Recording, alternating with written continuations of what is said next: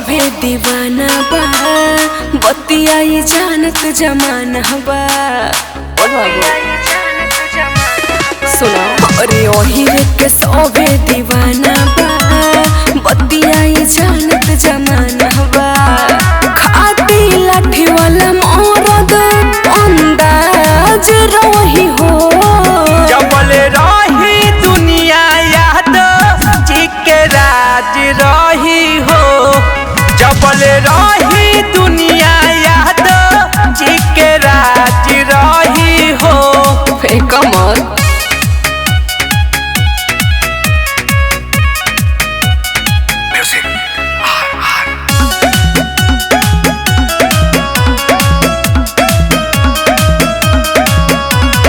चले जब हिर के बेटा, सचो देखही में लागे अभिनेता।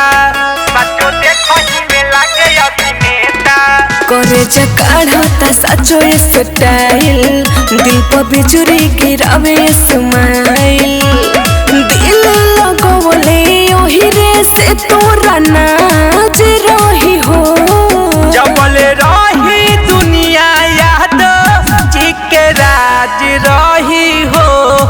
जबल रही दुनिया याद जी के राज रही हो।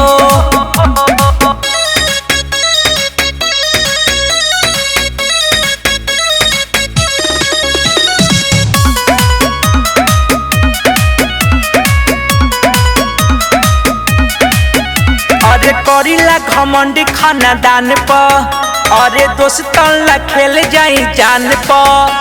अरे दोस्तन ला खेल जाई जान पर। उपेंद्र राजू बोलिए हो गोली, तोहरे अंगना जाई मोर डोली।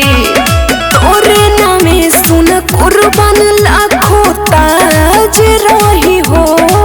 जबल रही दुनिया याद जी के राज रही हो।